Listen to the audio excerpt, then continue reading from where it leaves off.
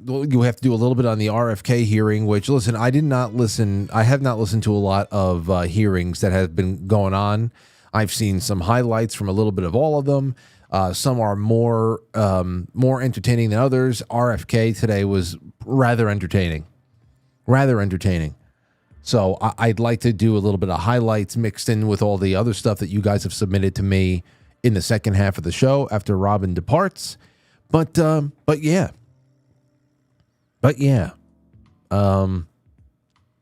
I'm happy. Tomorrow we got Zach Voorhees coming on to talk about quantum computing as it pertains to AI and Stargate, and then that's pretty much it. Because after that is Friday, and I don't know. Matt has not gotten back to me whether or not he's going to be here, but I'll have something cooked up and ready to go, and we'll have a good time. And that'll be the end of it. And then next week will be jam packed full of great topics and great appearances and all that other stuff. So you just don't worry. And also next week, just to throw it out there, on Monday, February 3rd, that's right, already in February, on Monday, February 3rd, is going to be the February edition of the Quite Frankly Bulletin. So the latest newsletter is going to be out. We've got great things. In fact, tonight's guest, Robin McCutcheon, has submitted a piece for the newsletter, as has Timothy Gordon. We have submissions for our Valentine's Day couples. You guys, I mean, there's just, I think the cutoff might be there, but if you want to drop some stuff into the forum, you'll be able to be included with couples like the Dillies and the Gordons and the Diazes, me and Lauren. I'm waiting to see who else will jump in the last minute, people that we know, friends of the show, things like that. But get involved with it because it'll be a lot of fun, and that'll be for everybody to read on Monday too. So I'll make sure that is distributed far and wide. But if you are a monthly subscriber, a monthly sponsor, it's delivered right to your doorstep. Well, I mean, email or in your inbox on Pilled or Patreon or Subscribestar. You know what I mean. All right, so that's that. All right, into the grab bag we go. First one up is from Breitbart. Oh, they're mobilizing, everybody. Germany declares solidarity with Greenland against Trump. France floats deploying troops. Like, everybody needs something to feel like a tough guy over. Germany's chancellor tacitly compared President Trump's desire to acquire Greenland from the Kingdom of Denmark to Russia's invasion of Ukraine, while France said it offered its army to Greenland. Has anybody ever heard anybody talk about an American invasion or military junta being installed in Greenland? Or did anybody else sit back and wonder was just talking about whether or not the acquisition of Greenland, if they were in fact selling, or if there was some kind of a referendum that that showed that whoever's living out there had a desire to become an American territory? Did anybody ever hear anything about forceful takeover of the island? I never have, but like I said, people need to act like tough guys. Everybody wants to be a tough guy. Danish Prime Minister Mette Frederiksen had meetings in several European capitals on Tuesday in what has been interpreted as an impromptu tour of allies to build an alliance against the United States. As President Donald Trump has expressed his desire to acquire Greenland from the country. Greenland has been under the jurisdiction of Denmark for centuries, first a colony and now a largely autonomous territory. The United States has a long history of buying territory from neighbors to expand the nation rather than through military conquest. It has previously floated the idea of Greenland purchased several times going back to the 19th century without success. However, Greenland has become increasingly strategically valuable in the race for the Arctic. In addition to its command of the North Atlantic and vast untapped mineral wealth, there has been a growing interest in Washington to acquire this island. But the Europeans are... No. Enter the new Quislings. We'll see what happens. So there's something. They're trying to keep themselves busy out there instead of taking care of actual problems that they're causing for themselves. Over at Yahoo News, so you know it's good. Exclusive. USDA Inspector General. The Inspector General has been escorted out of her office after defying the White House. Good. Get out. Hope they took her right to jail. Security agents escorted the Inspector General of the U.S. Department of Agriculture out of her office on Monday after she refused to comply with her firing by the Trump administration. Sources familiar with the matter told Reuters she'll write a book now talking about, I defied the president because he was going to have to I refuse to allow our children to be fed the shit that they're already being fed. Phyllis Fong, a 22-year veteran of the department, so a hanger-on, parasite, had earlier told colleagues that she intended to stay after the White House had terminated her on Friday, saying she didn't believe the administration had followed proper protocol. The proper protocol is get the fuck out. Get out? Thank you. Get out, Phyllis. That's it. From now on, we're changing Karen to Phyllis. Phyllis, please, get out. I'm not leaving. The proper protocols have not... Get the fuck out. Get out. Get out. Get out, Phyllis. She left.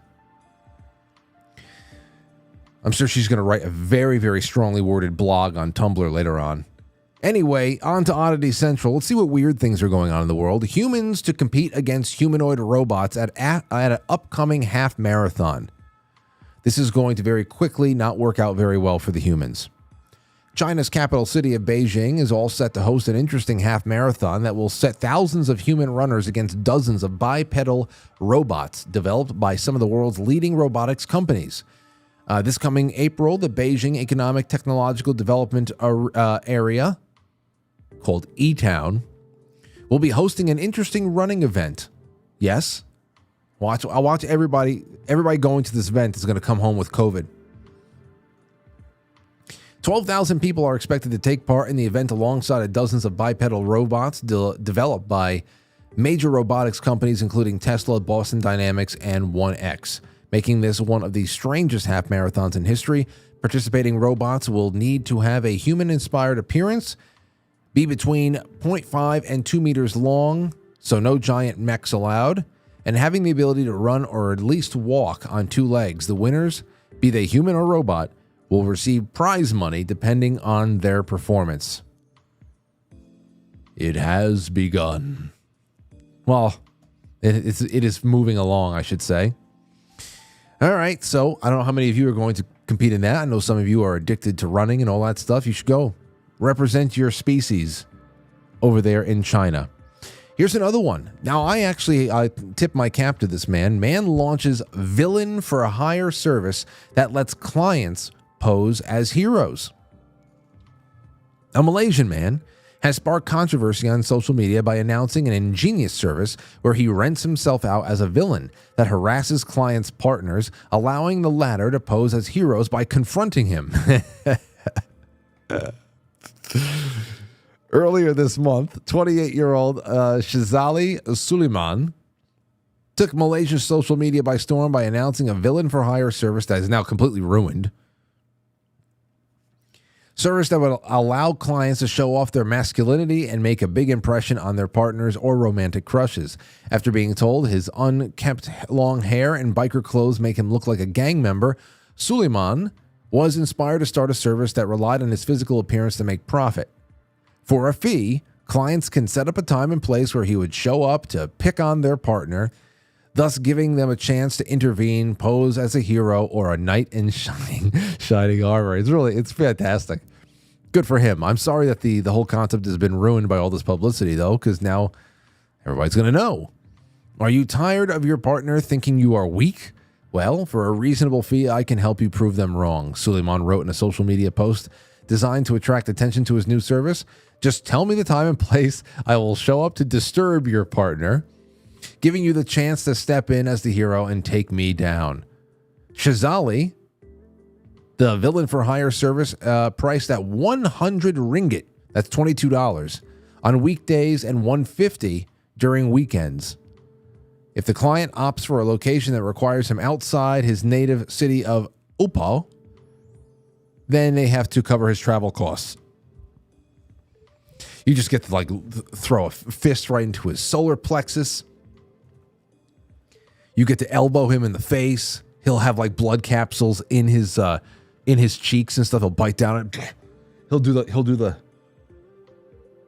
look, that whole thing. Oh, that's funny. I wish that some of this was caught on tape before it was ruined. If anybody ever took him up on it, I would love to see the acting and all that stuff. And then, of course, afterwards, when the women realize that they've been duped. Anyway, let us come back on the other side of this, and we will start getting ready for our good friend Robin to show up. Dr. Robin McCutcheon, professor, economics, Marshall University. We will be right back. Aurora, are you a chicken nugget? No. Are you sure? Yep.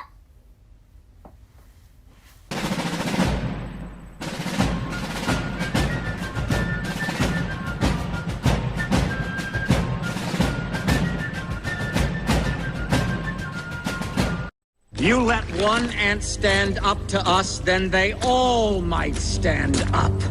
Those puny little ants outnumber us 100 to 1. And if they ever figure that out, there goes our way of life. It's not about food. It's about keeping those ants in line. That's why we're going back. Does anybody else want to stay? Let's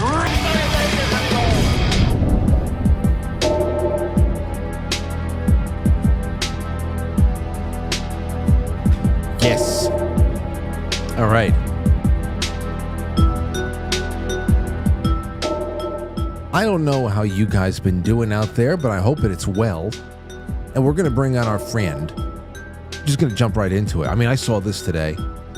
Trump orders the preparation of Guantanamo Bay facility to house migrants. That can't just be your run-of-the-mill migrants. Trump signed a memo on Wednesday to prepare a massive facility at Guantanamo Bay to be used to house deported migrants. Trump had earlier teased that he intended to do so during a signing ceremony for an immigration-related bill.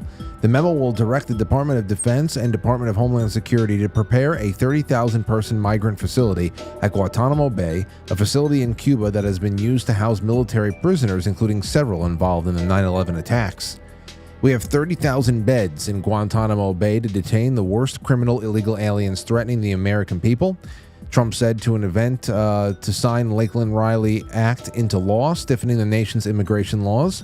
Some of them are so bad that we don't even trust the countries to hold them because we don't want them coming back. This is what I'm talking about. That's what I'm talking about.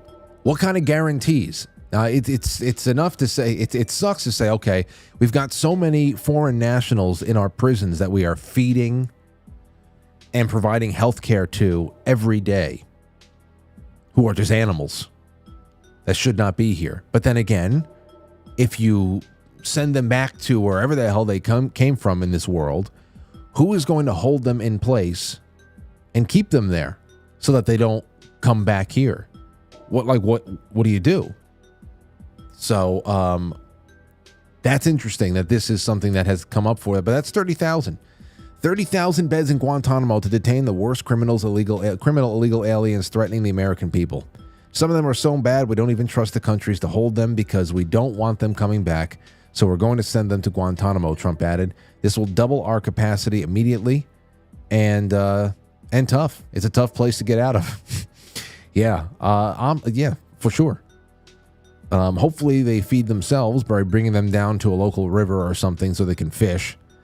If they have fish in Cuba, I don't know what the deal is out there. But anyway, that's there's that and so much more to talk about. And we have a friend coming on tonight who is let's be honest. Robin McCutcheon is very, very adept at writing report cards. So I would like for her to help me put together a little bit of a 10-day report card, just based on her general observations and everything that we have been really just excited to observe and just be a part of, in the lead up to that very, very long time period between Election Day and Inauguration Day. But she's joining us right now. Robin, I hope everything is well with you. How do you feel tonight? Oh, I'm doing great. Thank you so much for asking. And hey, a shout out to the Rumble chat where my husband is hanging out. Oh, well, hello there, Tim. How are you? Oh, boy. He's in disguise, of course. Of course. Well, he has to be. I mean, he's the you guys are a celebrity couple at this point. So, Pretty cool. what? So I don't know where to start with you because there's so many places that we can start, and I guess we can just go to general thoughts of Inauguration Day. I mean, there was a lot of really incredible, ballsy speeches that day, and it was intertwined. A lot of executive action was intertwined with just the festivities. Since then, we've had well over 200 actions altogether. I don't know. It's like over 300 executive orders, which in itself is, as you said, kind of worrisome. If that happened with anybody else, we'd be like, oh no. And there's still a lot of things I can't make heads or tails of just yet, but go ahead, lay some thoughts on me initially. My initial thoughts are, holy crap. And it's about time, because our federal government is so overbloated and so huge that it doesn't even resemble what our founding fathers put together. And so I think that the majority of what President Trump's executive orders are meant to do is to drag us back into the right direction and to throw out anything from the federal government that need not be there. So I think I saw today that or maybe last night, that he was offering 2.3 million federal workers an early resignation with 8 months pay and 8 months worth of benefits just to get rid of them. I have some notes over here. Listen to this. This is a full buyout memo from OPM sent to all federal employees titled A Fork in the Road. The pillars of the new federal government are clearly laid out. This is from Autism Capital on Twitter. If federal employees wish to resign, they simply put resign in the subject line of the email that they have received today.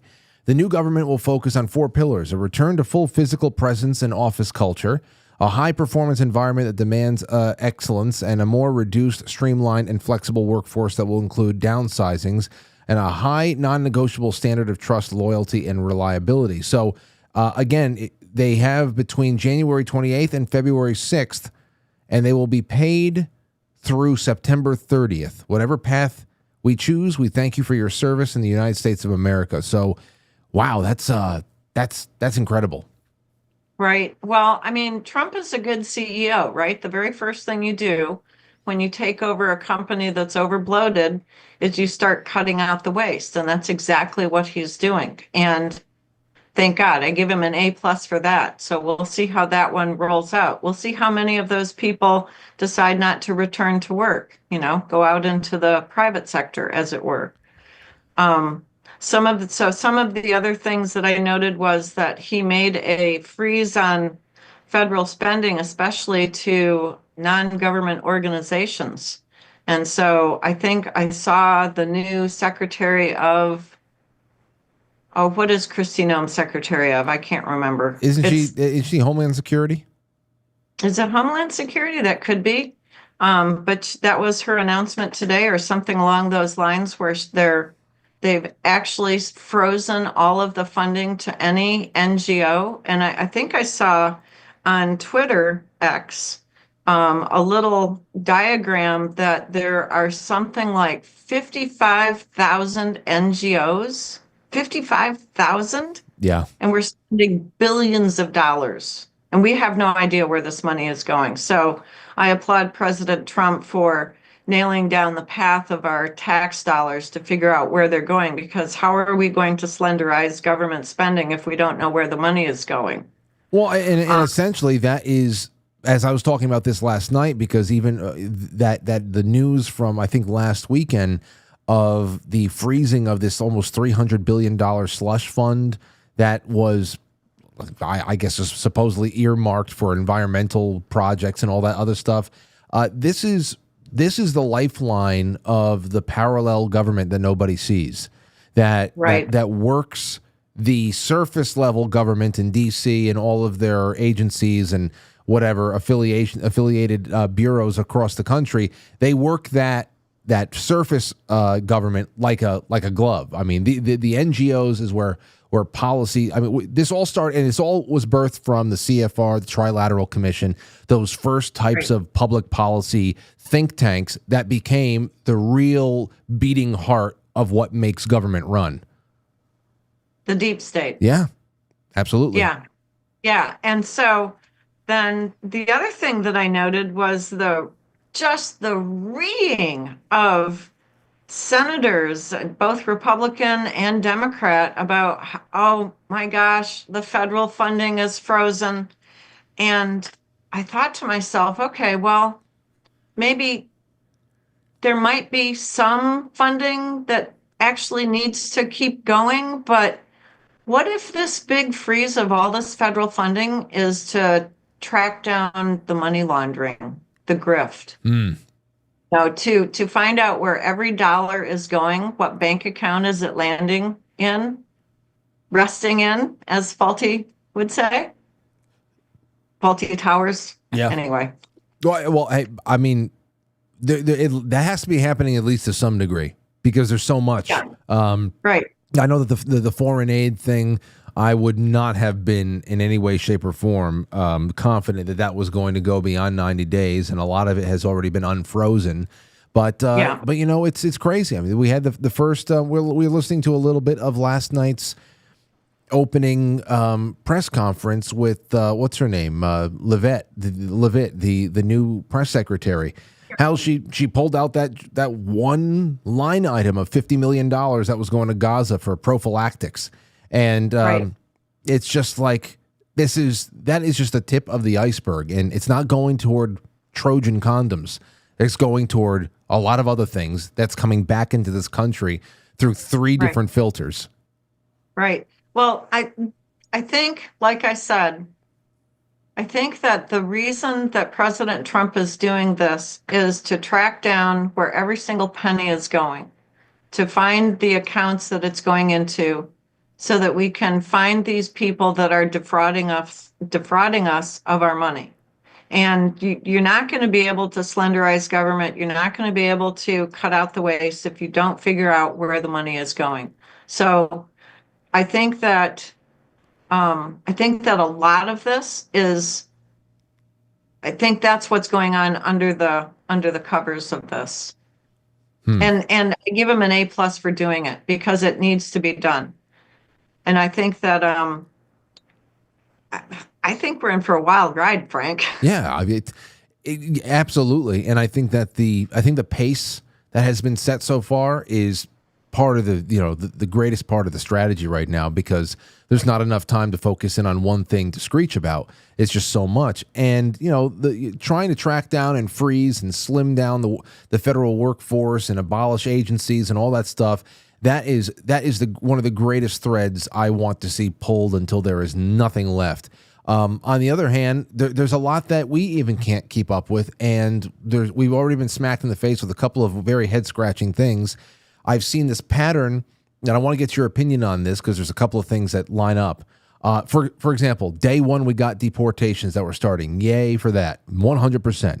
And it's got to be thorough, and it's got to continue to go up. And a lot of the financial mess that we're in right now, finding out where money is going to, is actually going to hasten self-deportation, because that is a lot of the reason why states and deep state allies in the states are able to actually put aside money to cater to non-citizens, and that's the only reason why they are actually comfortable enough to stay, many of them.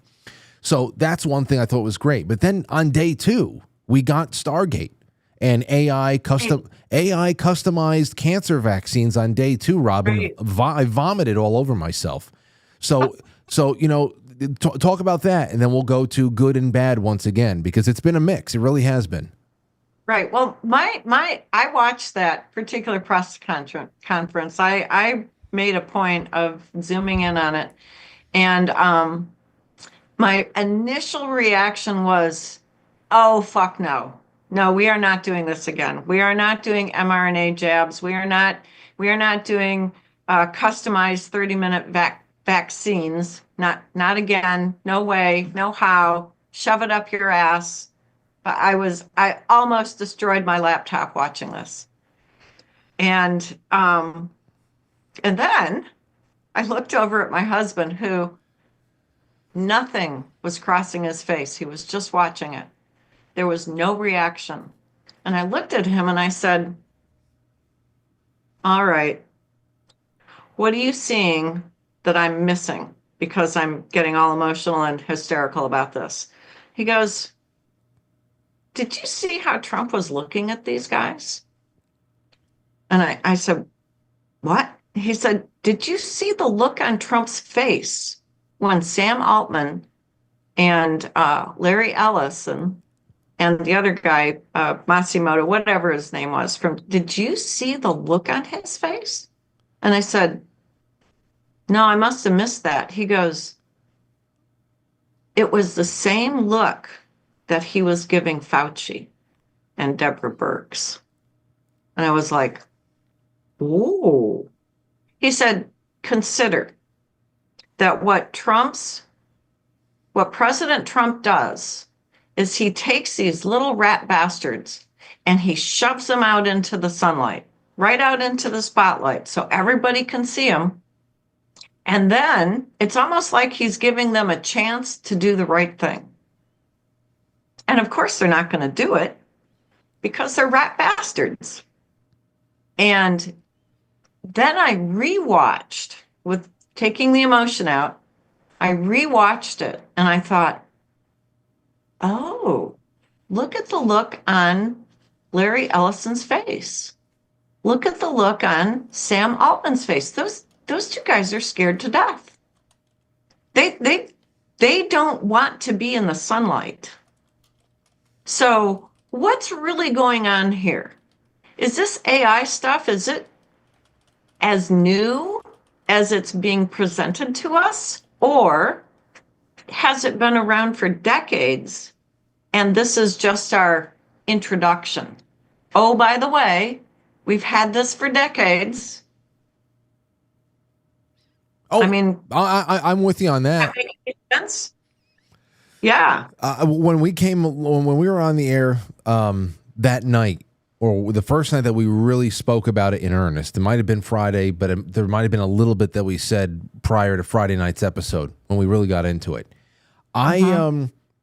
Going into this, whoever the hell, who's going to be behind the helm over here, or at the helm in 25 going forward, I never thought that there was any way that we can divert our timeline here to avoid so-called AI, these systems, these very highly reactive systems. And my real question was, just like with financial transition away from the central banking system that was set up for us in the early 20th century that has long since outlived its usefulness and is now an antiquated dinosaur in and of itself, what is the new system going to look like, and who is going to be able to influence it? And if there is really, when you take that fork in the road, who is there really a different outcome with Trump at the helm during this AI implementation, or a Kamala Harris or any other exchangeable face? That's one of those things that I always wonder about. Is there actually going to be a difference in outcome and where we are going as a timeline to the future? Because this is unavoidable one way or another. The AI, the banking switch up. So I often wonder about that. So I don't have anybody who says that, no, this should have been avoided at all costs. Listen, I'm not necessarily comfortable with it all, but there's no getting around it. We're going in this direction. Right. Well, remember, AI it's a tool. It's just like a hammer. Well, maybe not like a hammer, but it's a tool. It depends on the hand that's wielding it, whether it can be used for good or for evil. I would like to think that President Trump will guide us in the right direction towards good. That's my hope. It's a wait and see situation. I'm not an AI expert. I watched The Terminator. that it doesn't have a good outcome. No, it not doesn't. especially not till you get to like Terminator 4 Genesis, then it's probably okay. But will we go into a Skynet Terminator future, or will we go into something that is a totally different path? That's to be seen, right? Mm-hmm. Because AI is just a tool. Now, did you note that the day after, so that was Tuesday, right after the inauguration, on Wednesday, it came out that, in fact, there's an already built data center for AI. It's been being built for the last 10 years. So how is it that on Tuesday, the 21st, President Trump is presenting Ellison and Altman as if it's brand new information and we're just going to get started when this data center has been built now for 10 years? And what about the NASA data center, not NASA, the NSA data center out in, is it Utah or Idaho? The one they built back in 2006. Millions and millions of square feet of server space. You know, how many times has President Trump told us over the last 8 years, we have it all. We caught them all. Well, I mean, the same thing can be said about Space Force, that another branch of the military can be started up with just, a couple of $1 billion and announced it as if it wasn't already there. I mean, a couple of $1 billion will get you some uniforms made. So the infrastructure is definitely there. The question But what I'm asking is, the thought that my husband's question took me in was, what is being presented to all of us who don't know all of these things that are already in place? They're not being built, they're already built. Mm-hmm. Well, you know what? So those are my questions. Well, here's my counter question for you, and I guess I can see where you're going with it. But what I would ask is, what's being presented to Trump? Because I don't really believe that he was getting the full. After a while, this excuse doesn't apply anymore. But I don't believe that he was getting very good information about what he was signing off on with Operation Warp Speed a couple, 4 or 5 years ago, as it is. So, I mean, when it comes to AI, who's making all of this, space age technology? Who's digesting this information for Trump? And who is he trusting to start coming up with ways to regulate this so that it's not something that can get into the wrong hands? And maybe it's already, again, that's the scary thing. How does it not get into the wrong hands? Because you either need some way to harness it to is that a central power that regulates everybody? And who really wants that central power to have this?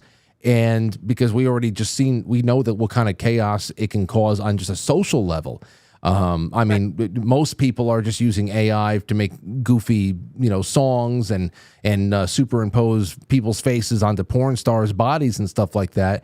But what the militarized use for it, the news use for the MK Ultra use for it, it's going to get worse and worse as time goes on. So I don't really know. I don't know how to really weigh in the truly positive value of it at all. But again, it's one thing that I know that we're not going to be ripped off of the track.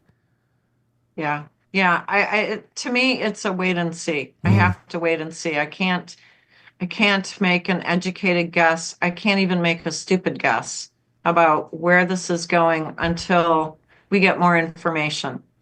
And so this is going to sound really stupid, but I've just prayed on it, and I'm trusting that we're going in the right direction. Because obviously, if either Kamala or Biden had won, that was the exact wrong direction, right? Yeah. Well, I mean, I know, and of course, I'm trusting that we're going in the right direction, even though I can't see the end of the path. Mm-hmm. Yeah, I get you. And this is going to take a long while to kind of get all the kinks out. We're not talking a couple of years. We're probably talking a couple of decades. By the time Aurora hits 30, we're going to have figured out where we ended up. My gosh. I know. Time flies. By the time I'm 100, we'll probably have figured out that it was the right direction that we were going 40 or 50 years ago. So, but I definitely know that ripping the power and control away from the deep state's hands is exactly the right thing to do. And everything that I've seen President Trump doing since a week ago Monday has been taking us in that right direction. You can't have the deep state with money and power. You have to rip away their money. That rips away their power. You have to force them into the light. So there's President Trump putting Ellison and Altman out in front of the spotlight where they don't want to be. They don't want to be there. And the immediate thing that happened after that particular little presser was that people started digging into Altman and Ellison even faster and harder than before and exposing what they've been doing and what they've been up to. So Ellison and Altman have a choice now. They can get on the good guys' side, or they can go down with the ship in the deep state. So that's President Trump's style, is to take somebody with a deep state background and put them into the light and trust that the American people are going to see through the charade, which I think after the first initial reeing and no effing way, people started sitting back and going, hold on, wait a minute, what's really going on here? Yeah. And you have to realize that President Trump's modus operandi, in addition to putting the evil rat bastards out into the sunlight, the other thing that President Trump does is he trusts us, the American people, the independent media like you, to start sussing out all the shit that we need to find. Everything that we need to know can be known. There's no secrets anymore. The internet is forever. And so President Trump is trusting the American people to use some common sense, set aside your emotions, stop your reeing, stop your belly aching. That's not what this is about. I want you to start looking into this AI. I want you to start looking into these data centers. I want you to start looking into these people that I'm shoving in front of you, because there's something there to see. Here's what I think that I would like to happen at this point. If you're going in for your second term and you're bringing in a whole bunch of people and you're ready to really be that bull in the china shop, and that has been the pace and that has been the demeanor a lot of the time, but there are some things that have me scratching my head. I can't get myself totally behind this. Hey, it's up to you to figure out the riddle that I'm putting in front of you stuff right now, because you know what? This is all or nothing. There's no more re-elections. There's nothing. Just tell people what's going on. If you have the right people in the right places, expose people who are doing terrible things, put them in jail, or at least put them out of business, publicly humiliate them with their firings and accuse them of being against Larry Ellison and all these others, CIA plants. We're going to shut down the CIA, retool the entire intelligence apparatus, whatever the hell it is. I just wish it would be a little bit more in our face. And I'll tell you one other thing, Robin. Like I was saying, this pattern where we have the deportations on one day, the second day we got Stargate. That was a little weird. And then we have the federal workers buyout and the challenge to birthright citizenship, which will be, now it's just up to the Supreme Court on that to do the right thing. Will they? I don't know. Good chance that they won't do the right thing. But this is the right thing for Trump to be doing. And then today we wake up, and this is interesting too, especially for you to take on, because you work in college campuses and in American education system. But then today I woke up to this anti-Semitism executive order, which again, I was like vomiting all over myself, because when you as a professor, this is very college campus oriented here. But the whole idea that there would be special consequences for those who commit crimes related to a protest that's anti-Israel or whatever. Now, I'm for non-negotiable deportation of anyone who overstays a visa or commits a felony or something like that under an active visa. But if people support this special designation, this hate crime horse shit, then we can't complain about the prioritization of the rainbow flag over the American flag. And when I see things like this, it makes me wonder, going back to Stargate again, is Stargate a compromise, or is it really a trap laid like you're saying, or is it a compromise? Because obviously this is a compromise. I mean, the Ben Shapiros of the world love this anti-Semitism executive order. It's completely anti First Amendment. It's already a crime to commit crimes. So these things just really make my belly ache a little bit there. Well, you'll have to bring me up to speed. I think, and I might not have all the information, was the executive order today about the protests on campus, did that have to do with American citizens, or did that have to do with students who were on visas from other countries? I think it was mostly from students who were on visas from other countries. Right. Yeah. But like I said before, so if it's a student with a visa from another country, they're not an American citizen, and they're not necessarily covered by our Constitution, right? So if they're going to be performing anti-American protests on campus, how is that a good thing? Oh, I don't know. See the direction I just went? He's not saying to American citizens, you can't protest. He's saying to people who are guests in our country as students, we don't want you bringing your shit with you. If you're going to go off waving a communist flag, we're not for that. There is a serious, I think Elon Musk calls it a mind virus. There's a serious mind virus on university campuses, and it's been promoted for the last 150 years by leftist, liberal, communist professors, to the point where there's hardly a campus in America that isn't 90% Marxist. I mean, on my own campus, I can tell you that I could probably count on one hand the number of us who are not pro-socialist. And I'm including myself in that count. So there's probably only 3 or 4 other people who are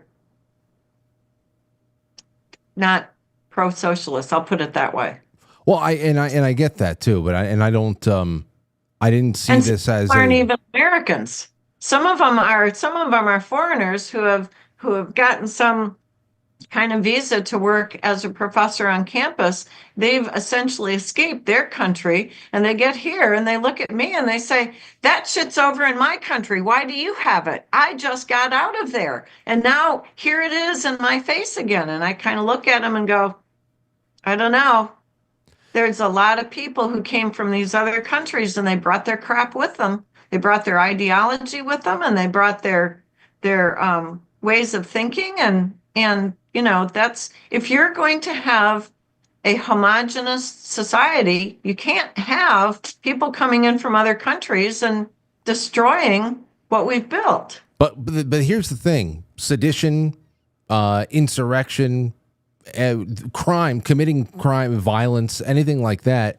That's already should be punishable under the law, and I'm 100% in agreement that if you are here on with a student visa that's active or something like that, you should be immediately gone, regardless of what the flavor of the crime was. If it was at an anti-American demonstration that you burned a tree, or you were smashing car windows or something, you're gone. If it's at an anti-Israel protest, like that whole that it falls under the umbrella of designating certain crimes as worse than others just because of the thing that you're resisting. And I think that it's we start getting into really unnecessary special interest territory there.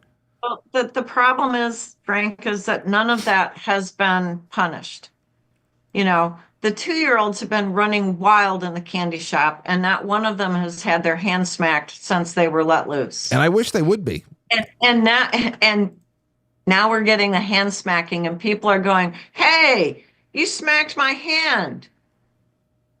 Yeah, well, Oh, you got a 4-year-old. oh yeah. How was that terrible time? Actually, we never had it. I don't know what it is. Thankfully, good. Yeah, Not good for you, dude. well, maybe we'll have the terrible 12s, but two was two. No. You don't want terrible 12s. No. But 2 and 3 and 4 have been great so far. The 2s are supposed to take care of what happens later. You don't want terrible teens. No. Yeah, well, That's a bad idea. But my analogy, I think, is accurate. We have not had that that light punishment that would have stopped that kind of behavior, and now it's rampant everywhere. And so the punishment now has to be a little bit more heavy-handed. And people aren't going to like it. It's going to make your stomach squirm. Because when was the last time we actually had a big fuss about flag burning? 1968? How old were you? I wasn't around. Yeah, my point. I know. It's been a while. It's been several generations. I get you, Robin. I want to see things snap back into place. I want to see standards for most people. Want to see standards again. We don't have any standards. No cell wall here. There's no cell wall.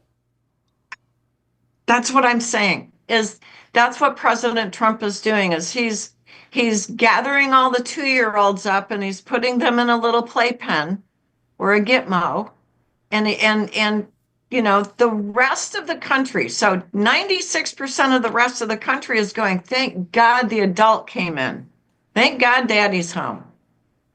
Because none of the rest of us either knew what to do or had the power to do it. I'm telling you, we are in for some really strange times, because there are going to be times that we haven't seen really in this country at all, ever. And that was why Elon Musk was warning us about this woke mind virus. It's not just wokeness. It's not just DEI. It's not just the Green New Deal. It's all about the direction that those ideologies were taking us, which was in the direction of complete dystopian communism. Well, I'm with you on that one. I want to see that turned around swiftly. And we are, no doubt about it. Let me ask you this. This is the big one, because we're taking this to about the top of the hour, and I want to throw you something that is right in your wheelhouse on the economic level, because we're 10 days, 10 days before the inauguration. What we were getting from people, which was really head scratching, because Biden was technically still the president at the time, but people were constantly, they're projecting all of this buyer's remorse onto Trump voters who feel no buyer's remorse whatsoever, and saying, wow, Trump voters are really, really upset about what they've already did. They didn't realize how far he was going to go with this, that, and the other thing, and their eggs have not gone down in price. And then, of course, oh, look, all of these farms are empty. All of our foreign slave labor is gone. They're afraid of actual law in this country being enforced. Here's my question to you, Robin, because I am under no illusions that Donald Trump would have been sworn in at 12 o'clock noon on inauguration day, and by 1:30 p.m. that very same day, the price of a pound of beef was going to be halved. So I want to talk to you about this. I would just like for you to just have some fun with it. If you were in charge of things, let's say you had a magic wand where you didn't have to go through any of the bureaucratic crap, and you can just make things the way in an optimal place where people and the market are free to go out there and produce what they're doing, to sell what they're doing. They are dictating just those regular forces of supply and demand are dictating the prices for milk, eggs, steel, computer chips, whatever the hell it is. But let's just talk about groceries for now, because that's the big thing that they're trying to beat over people's heads. If you can get away from the regulatory state that prioritizes imports from Mexico and everywhere else, and we can just make everything the way it should be right now, how long until do you believe people would start actually feeling that positive impact on their grocery bill? Because, you know, you are about to take your magic wand out and make everything just right. But of course, we have to walk the path of legislative, bullshit, bureaucratic bullshit, executive orders, just really fighting for the right to go out there and just contend in a semi-free market. So tell us, how long do you think, if all things can be made right tomorrow morning, we would start seeing prices deflate a bit? Well, let's think about what Press Secretary Caroline Leavitt said.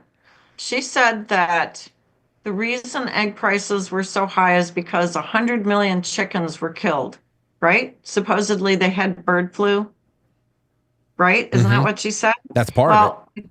I think the size of the chicken flocks about a year ago was roughly 1 billion chickens. But if you wipe 10% of those chickens out, which is about 100 billion or 100 million, that's going to impact the price of eggs, because the supply of eggs by those chickens that are killed, the supply of eggs drops, which means the price is going to go up, right? Yes. Supply of chickens drops. There's no chickens to lay eggs. The price of eggs goes up. Absolutely. It takes about, if you've ever, which you probably haven't, but I have neighbors who raise chickens. It takes about 7 or 8 months from the time that chicken is hatched as a pullet. That's what it's called, a little pullet. From the time that chicken hatches until the time they're laying eggs, about 7 or 8 months. So in order to refresh that 100 million chickens that aren't there now, we're probably going to have to wait 7 or 8 months. Now, if we can get these bozos at the CDC and the FDA and the NIH to stop testing chickens for a virus that they don't have, and telling people that in other words, if we can just shut up these agencies and just let the chicken growers grow their chickens, it's still going to be about 6 months before the price of eggs starts coming down. But it will come down. We had the same kind of situation a couple of years back, maybe it was more than a couple of years, where the beef herds, the cattle herds were culled.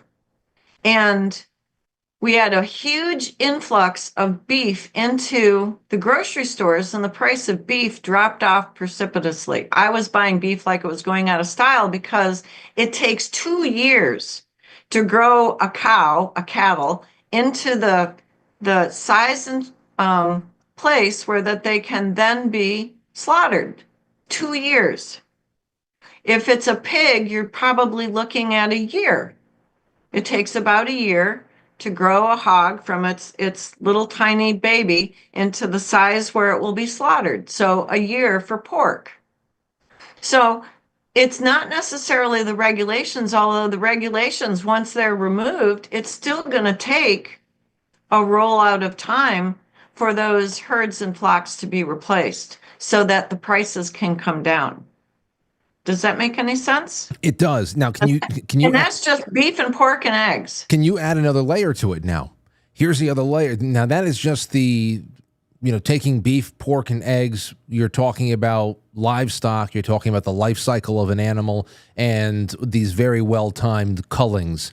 What would you say other general market conditions that people should consider that factor into price? For example, energy costs, of course, fuel for transporting products that have already been processed, any other costs of doing business. And of course, what we were being sold by the so-called Harris campaign as a solution to all this stuff was just more red tape and to mandate the people who are at the point of sale at the grocery stores not to make much more of a profit than it takes to just keep your lights on, which of course is not going to do anything but add more pain to everybody and tighten up employment opportunities for people in retail and all that other stuff. So what other general market conditions other than, fuel and energy that takes it to bring it from a farm to a table?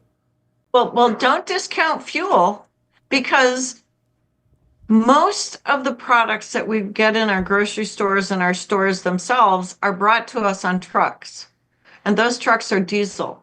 So if the price of diesel fuel drops, that's going to significantly reduce the amount of money that the store has to pay the trucking company. So it's a ripple effect.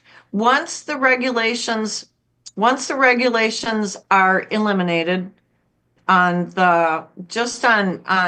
oil fuel production, once those regulations go away and we do the drill baby drill and we start really ramping up the supply of fuel, whether it's gasoline or diesel, and that drops the price of those two items, then that is going to also ripple through the economy, because everything that we get in our stores is brought to us by truck. Mm-hmm.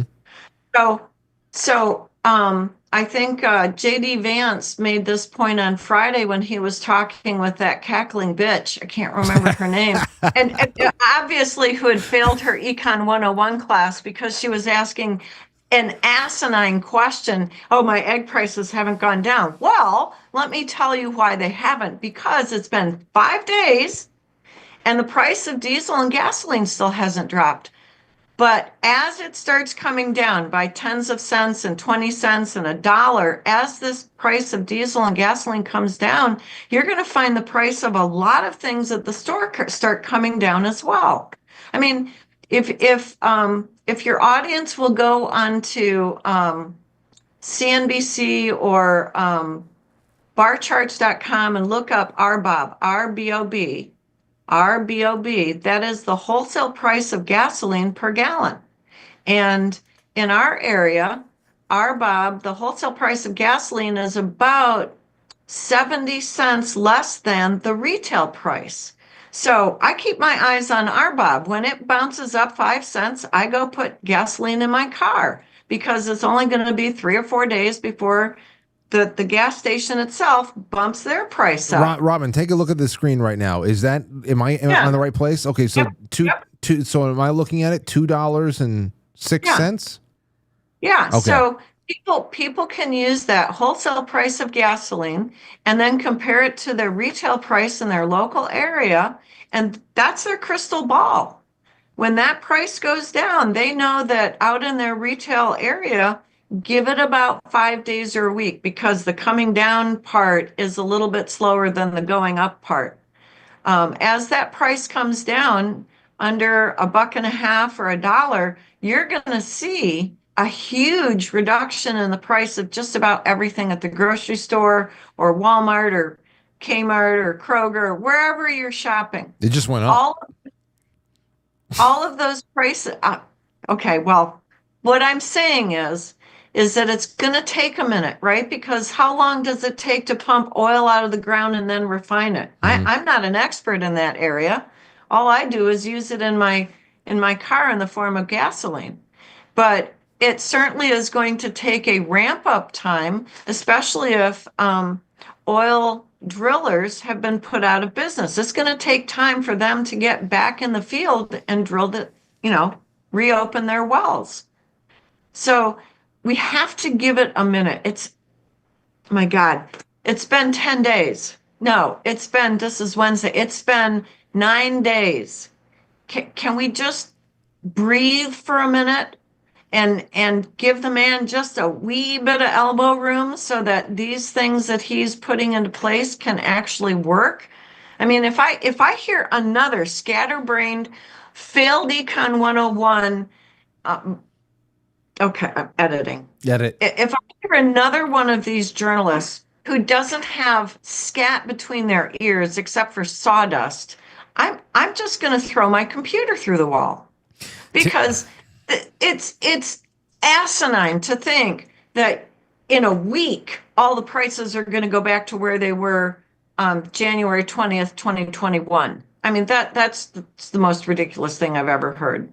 You have to give it a minute. I don't think that the average, and this is the reason why I bring it up. You and I are talking about the people who've got scat for brains, but are also out there. Maybe some of them really are that unintelligent and woefully uninformed and uneducated, but many of them also do know that this takes time, and they do know at least the basics of how this would work, but they don't want people to feel like something is going in the right direction. They need people to feel like, oh no, and they're trying to project buyer's remorse on the people, like I said before. And by the way, when I said that the RBOB went up, I was talking about the actual price of oil. It had ticked up in real time. I wasn't saying. I saw that. Yeah, so I thought. No, I saw that. That's fine. Okay. I understand that the legacy media have an axe to grind, and I understand that their journalists are going to try and project President Trump in any bad light that they can, and I get that. That's their job. Schadenfreude on them. They're going to be out of business. Give it 6 months or a year. I doubt that CNN's even going to be CNN. I mean, didn't Jim Acosta just finally leave? Couldn't stand the graveyard shift in Los Angeles, so he's going to Substack? Oh, that'll be fun. That'll be like watching Chris Wallace crash and burn. So no, it's the path forward are the independent media like you. The path forward are the podcasters and the X people and people on Rumble, people on Twitch who are going to be watching what this administration does. And the legacy media, if they don't change, if they don't get with the program, which is we have to put America first, they're going to be gone. They're not going to have a job. They're going to be dead in the water. And I understand that right now, what the legacy media's job is to put President Trump and everyone associated with him in such a bad light so that all the Trump voters will feel really bad that they voted for Trump. Well, they can just fuck off. Hey, you're speaking for a lot. You're speaking for a lot of people there. And Tim, I hope that Tim is keeping you nice and calm, because it sounds like you are always on the verge of going through laptop. How many laptops do you go through a year? I'm on my fourth one.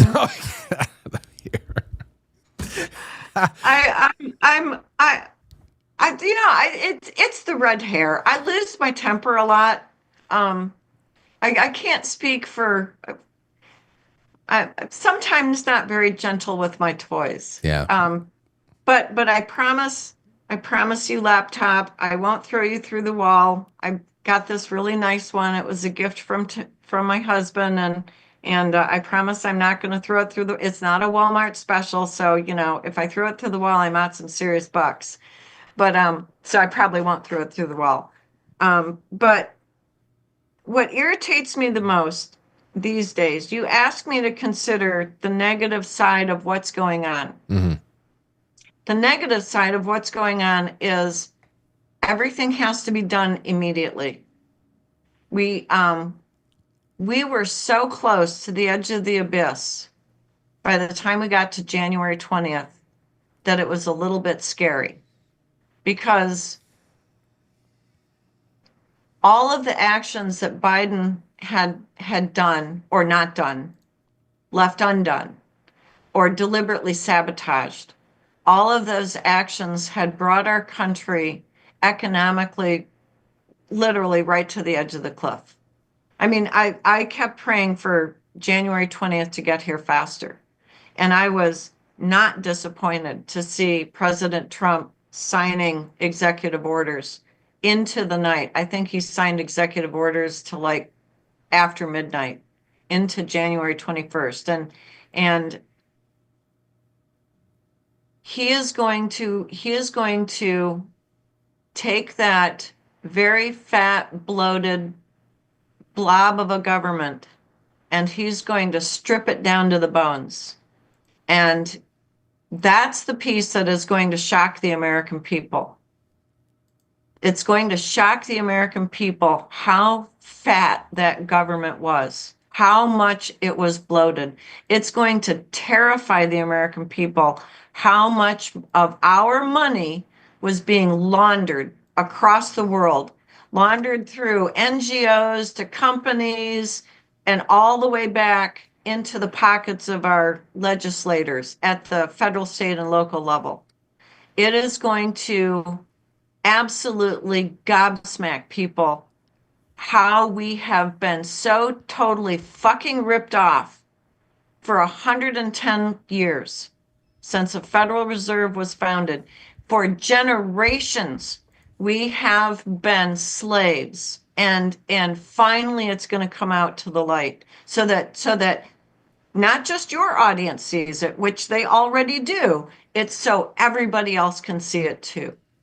And that's what's really going to piss people off, because they're finally going to be able to see how fat this government is.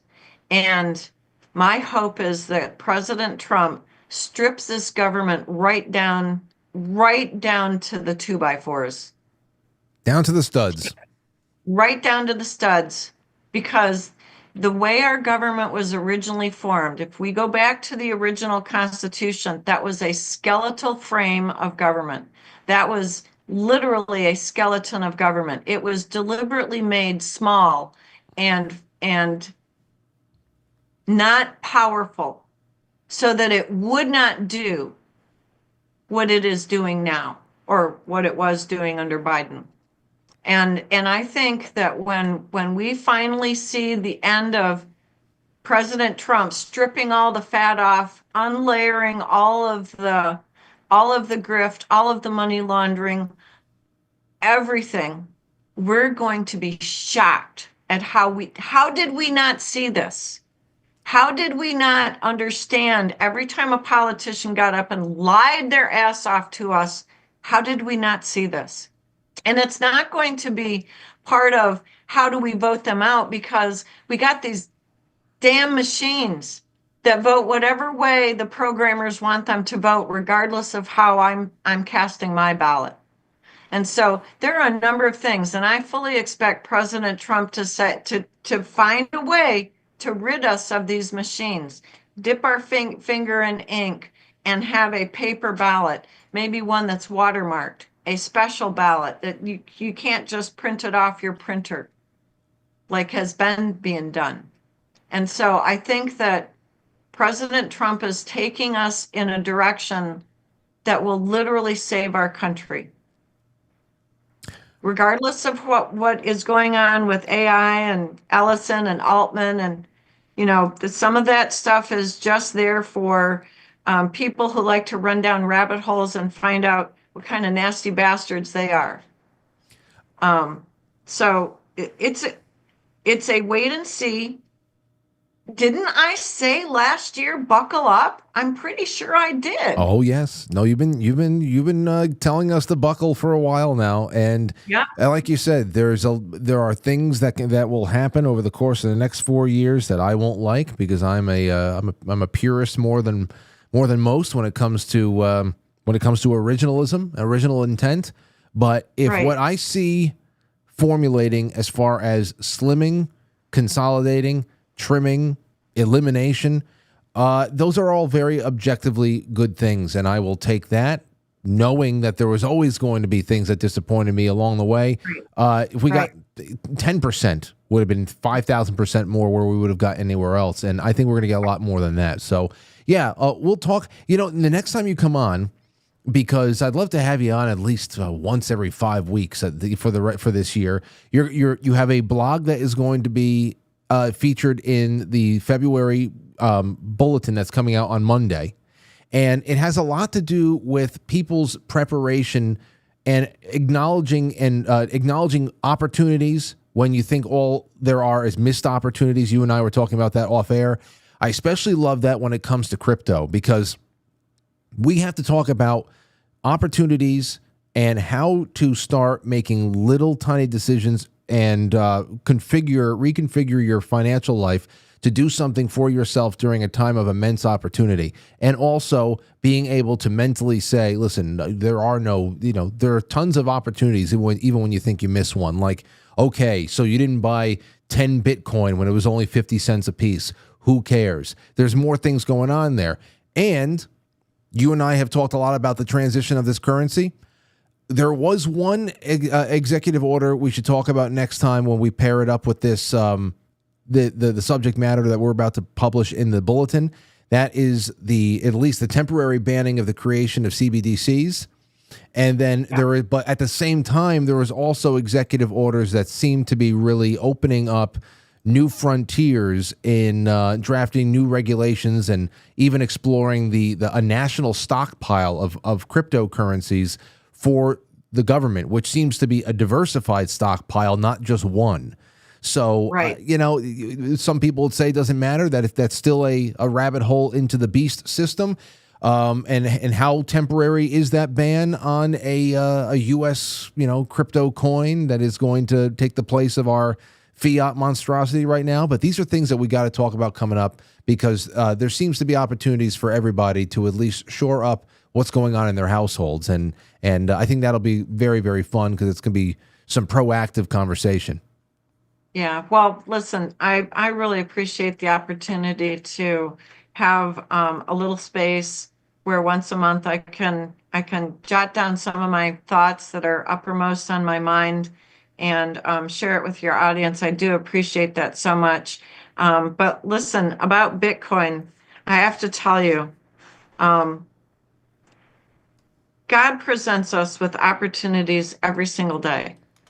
In the spring of 2013, I had a student come to me and say, Dr. McCutcheon, have you heard about this thing called cryptocurrency? I was like, nope, never heard of it. And he goes, well, there's this cryptocurrency I've been looking at. It's called Bitcoin. And I said, all right, well, let me go do some research. And I did. I'm not a computer expert. I drive them. I don't know how they work. I'm not a programmer. It befuddles me how the whole thing works. And I went back to him and I said, okay, it looks like this might be a pretty good opportunity, but it looks kind of risky too. And he says, well, it probably is. And he said, they're $9 a coin. Frank. Mm-hmm. $9. I know. Listen, Robin, a lot of people wish that they can go back in time to 2017 when it was $6,000 a coin. I might have even picked up a couple then. I was looking at it when it was $7,500 a coin. After I had missed the $9 a coin. You know what? There's people who are like, man, I really missed it when it was at 20,000, which is just like... Right. Yeah. So my point is that... It wouldn't have mattered if I'd bought the coin at $9, because I probably wouldn't have kept it until it was much over 20. I probably wouldn't have kept it until it's 102,000 or whatever it is, 100,000 plus, because that wasn't my path. If I had gotten rich off of Bitcoin, I would not still be a professor at Marshall University. And God needs me there. God needs me there for my students and for my colleagues. And if I had gotten rich, I'd have flipped them the bird and walked away a long time ago. So what I'm trying to say is that when you get in touch, closer in touch with your source, you will be led to the opportunities that source needs you to have as you're walking through life.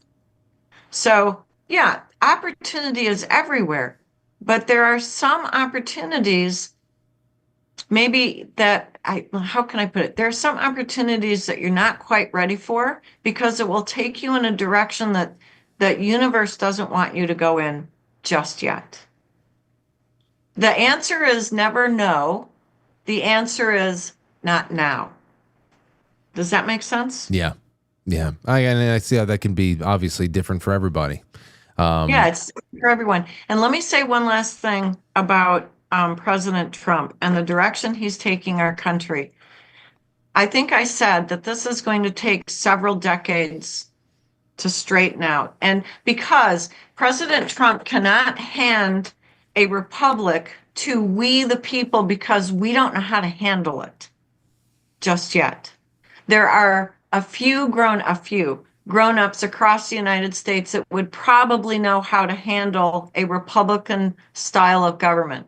A representative republic is what I'm talking about. But we have been so long entrenched in this socialist kind of government that we don't have a population that understands truly how a constitutional representative government works. It's true. So that's some of the stuff that we have to teach our children and grandchildren. But let me tell you this, in 50 years,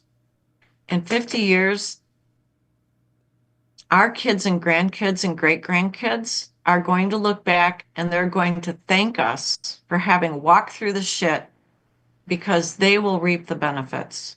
And I'm willing to walk through the shit so that my grandson and my granddaughters and my great grandchildren can have a much better life than I do. So it's going to come out okay, but we're going to need to look way down the road. All of you in Frank's audience, you got to look way down the road. This is not a get rich quick scheme.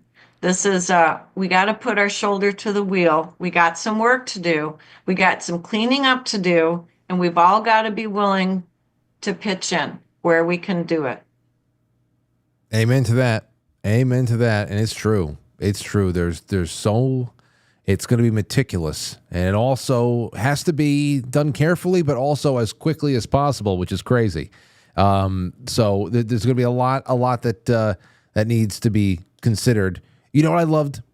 I loved Tim Waltz, the silly putty man that was doing cartwheels for the whole summer of 2024, pretending he was going to be vice president.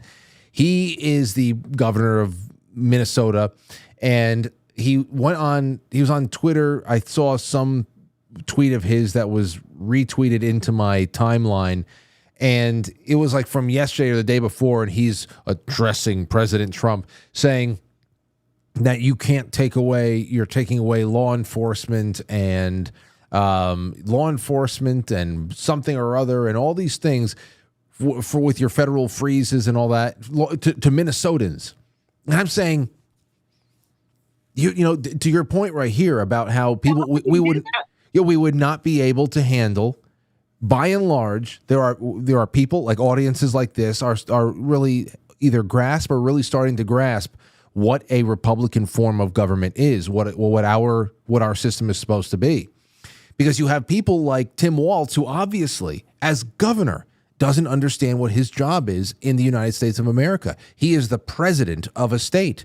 Law enforcement in the state of Minnesota is not Washington, D.C.'s job.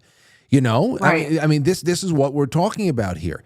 And you say, oh, but our police officers and our veterans, and I'm like, but this is your job in Minnesota, in Rhode Island, in New York, and in Wyoming. These are your jobs, and it's supposed to be your job because if you centralize it all, your individuality, your state becomes negligible. There's nothing there. It doesn't mean anything anymore.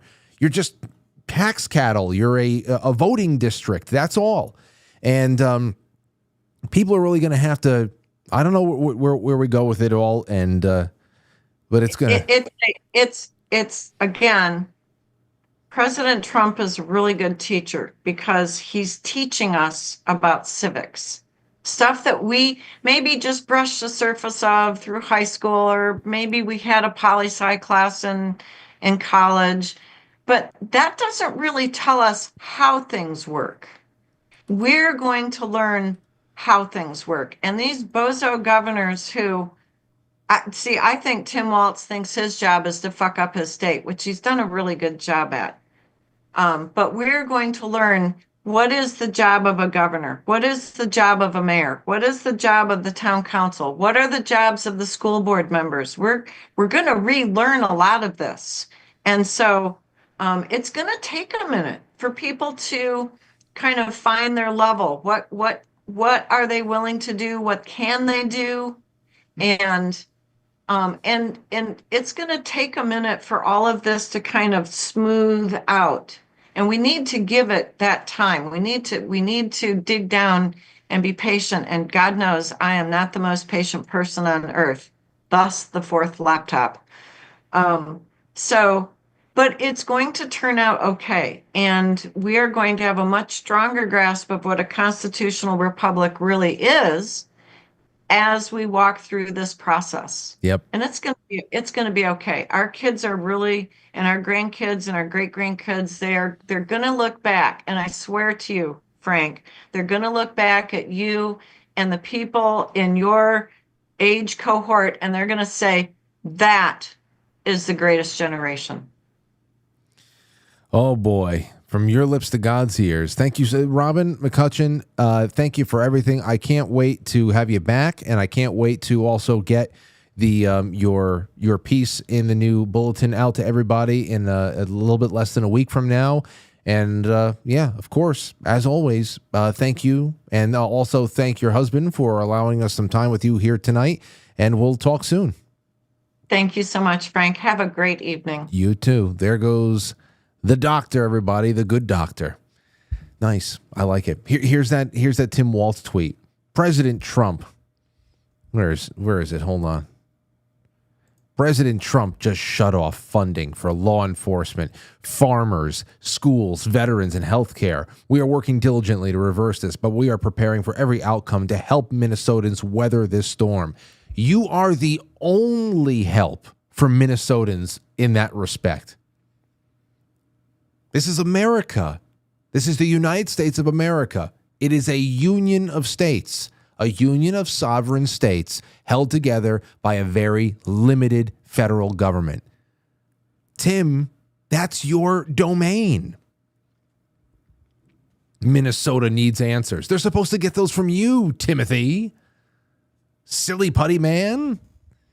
Even though the White House budget the budget office ordered only a temporary freeze on like grants and loans, which should be indefinite because the grants and the loans are how all of these states are able to run their own little crime syndicates.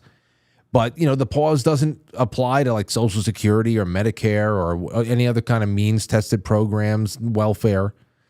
So it's just incredible. It's incredible. There's a bunch of people, bunch of states that are addicted to the grift, and they need to be put in their proper place again. They really do. So that was nice. Always good to talk to Robin. Let's go on a really quick break. When we come back, I'd like to go through some of the highlights of the RFK hearing, which was entertaining.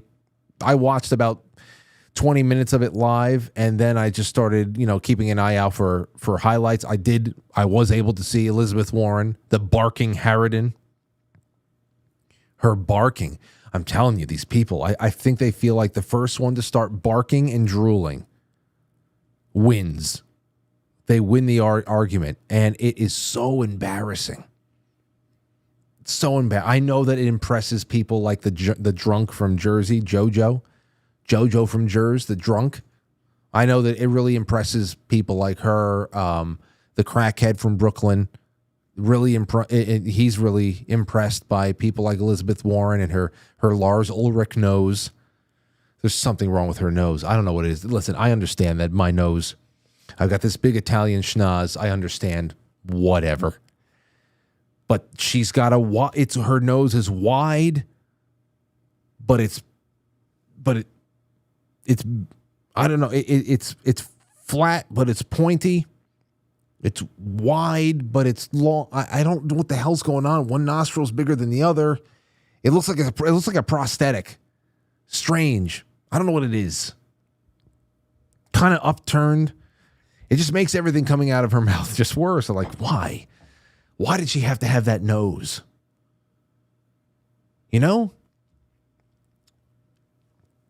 Maybe I'm being petty.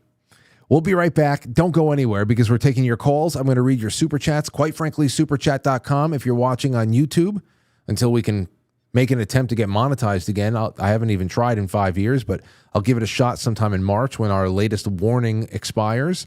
And then on Rumble, we're going to be reading your Rumble rants, the gold pills on quitefrankly.tv. We're going to get to all of you guys plus your calls when we come back. So don't go anywhere. It's intermission time, folks. Time out to press the like button. Quite frankly. Quite frankly. Quite frankly. Quite frankly. Quite frankly. Quite frankly. Quite frankly. Quite frankly. Quite frankly. Quite frankly. Quite frankly. Quite frankly. Quite frankly. Quite frankly. Quite frankly. Quite frankly. Quite frankly. Quite frankly, guys. Quite frankly. Quite frankly. Quite frankly. So everybody watch. Quite frankly. With Frank. Are you?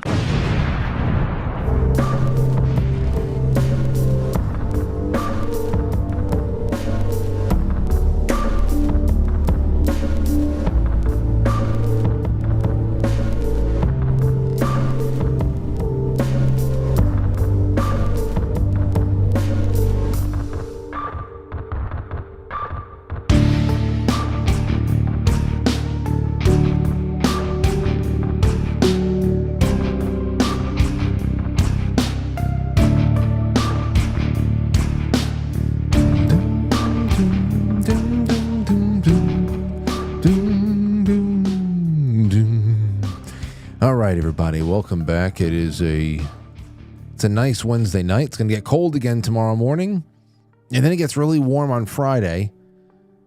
It's like goes into the 40s, but it's going to be raining. And then it gets cold again on Saturday. But now it's now we're going to start getting. I mean, it's been. I'll tell you what is really great. And if Congress, I don't know how this goes. Obviously, Arizona is an example of how this should go. The entire country, state by state, should say we are not acknowledging daylight savings time anymore. Do you like fall back, spring forward? Does anybody out there like the change of times in October and March, respectively? Do you like fall back and spring forward? What would you rather have? Would you rather stay in a constant fall back or in a constant spring forward? Because I'll tell you, I would like to just stay in spring forward. I really would. The fact that it was like 5 o'clock, 5:20 today. Siri, what time was sundown today? It was 5:08 sundown. But it was still light around 5:15-ish or something like that. I was just looking around. I was like, this is nice. This is nice. Because, we've picked up well over a half hour of sunlight since December 21st. But if we were not playing this fall back, spring forward bullshit, then it would be light past 6 o'clock already. Everybody's saying spring forward. I want standard time all year. Spring forward, split the difference even. We got snow. Oh, let me see here. Spring forward. Is anybody saying fall back? Spring forward. Time changes, kills lives. Keep it where it's going to be in March. Spring forward. Florida is still trying. Yeah, I mean, hey, I don't see anybody. Willie, John from Connecticut, Willie Fix It says he couldn't care less. For a time I couldn't care less either. But the days are still going to get short when we get into December. The days will still get short and all that stuff, but I don't know. It could be we don't need it. Does anybody have a reason why we should still keep from a scientific standpoint?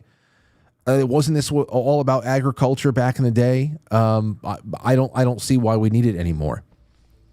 So maybe we can take a damn. See, that's a call. We can take calls on that all night. I know. See, that's something I should have saved, but it just came to me right now.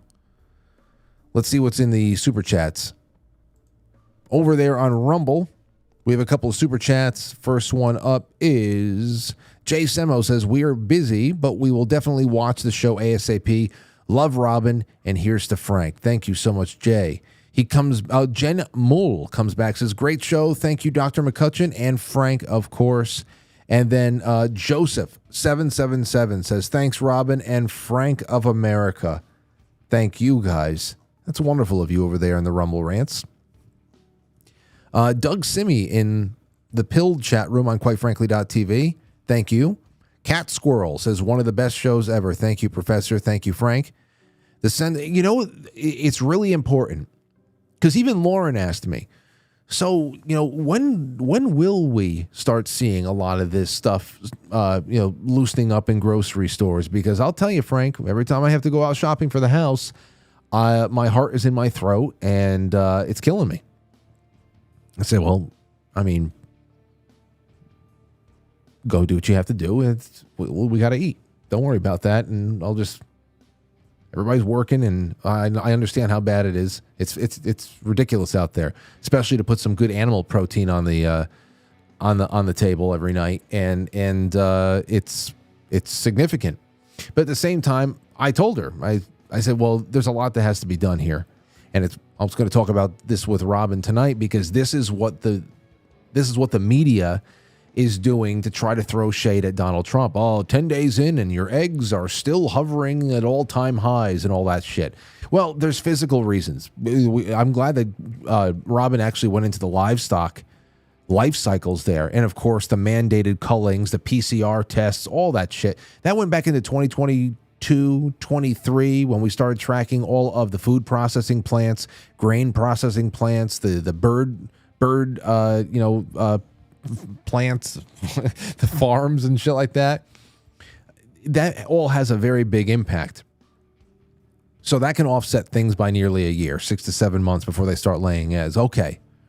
But there are other environmental factors that go into the farming and everything else. There's, let's never forget weather warfare. What was done to the Great Plains maybe two years ago with all the flooding and how they were going to miss a crop and all. I mean, there's a lot of little tiny things in there, but the biggest is energy. And this is another reason why energy independence is huge, because so much of the overhead that we have in all industries and even in our personal lives has everything to do with the transportation costs of things. And then, of course, you have gasoline itself, which is not only the stuff that has to be taken out of the earth and refined into things that our cars can use, but then also the way that you transport that fuel to the gas stations. You know, the cost of driving the gas to the gas stations. So it works into everything. So when you talk about unleashing American energy independence and also trying to cut red tape and allow farmers to be farmers, and also making it easier and easier for people to get into farming, throwing themselves into agriculture on local levels to be able to interact and actually engage in commerce on a local level. I mean, you don't have to be Purdue, you know. You don't have to get into farming thinking that this is going to be butterball, turkeys from here on in. It's just, you can be just being a main supplier or at least contributing to what a county has to eat. You're at the farmers markets. If it's a vocation or whatever the hell it is, I think that it's actually part of what we need to do to not only revitalize agricultural independence and not be so centralized in our food sources. It's also economic independence for smaller farms. It's also it contributes to resurgence in local culture. And not only that, but, oh man, what was that last thing I was going to say? Yeah, anyway, I think the most important thing was localizing of food sources. It's also healthier. So that's the big thing there. You want to talk about easy? I mean, it takes a little bit of time because you're talking about a paradigm shift in so much. So how long is that going to take? Not 10 days. It's not going to be a 10-day shift. And I'm fine with it as long as there's some kind of a way that it picks up along the way. All right, so there we have that. Thank you, Sentinel says, Mr. Trump has to get the 16th Amendment repealed or changed. The Congress shall have power to lay and collect taxes from whatever source derived without apportionment among the several states and without regard to any census or enumeration. Actual repealing or adding to the Constitution is, I mean, I don't know where you're going to get the consensus for that. I don't know where you're going to get the consensus for that. And I often get this this question, and I'll ask Chris Ann Hall this as well, because I'm going to push her to another night. For those of you who are wondering where Chris Ann is, I got in touch with her. I said, hey, you know what? Let's get another night on the air here where you're going to be on to talk about birthright citizenship when we are almost about to get a SCOTUS decision. It's not on the SCOTUS calendar yet. So what I'm going to do in the meantime, I'm going to bring her back on so we can talk about other things like this. For example, if a law that is unconstitutional is passed through the legislature, let's say it's bipartisan. There's been plenty of bipartisan legislation that is unconstitutional that has been passed. Okay, the Patriot Act, for example. Let's talk about anything that had bipartisan support that is blatantly unconstitutional. Do you need to have another act of Congress to reverse something that never had any legal basis to exist? Can it be an you can't reverse it with an executive order? Is that a court decision? If the courts are completely activist and they are standing by the unconstitutional bipartisan legislation, then is it just up to a future Congress to repeal what was already passed? Because these are things I think about all the time. And there's just way too much discretion that we've given courts as well, too, that make me wonder. Anyway, but that's just with a regular old bill that has been made into law. As far as a constitutional amendment, when you got to get 3/4 of the state legislatures and everything else on board, I mean, it just feels like it would be a tall order right now from anybody coming from any legislative standpoint. Whoever, whatever they want to get done, I don't think anybody would be able to do it to the other side. Rise Attire says Trump also passed an EO saying that AI must be unbiased. He seized AI and will make sure it's truthful and necessary. Well, I mean, that sounds great. That sounds great. But again, like with so many other executive orders that sound great, I wonder, what is this? How did you turn this into reality? And can this be made into legislation? And can we read and actually hear debates on this and have people come in to support legislative action on that? First of all, it's not, where does Congress get off regulating AI?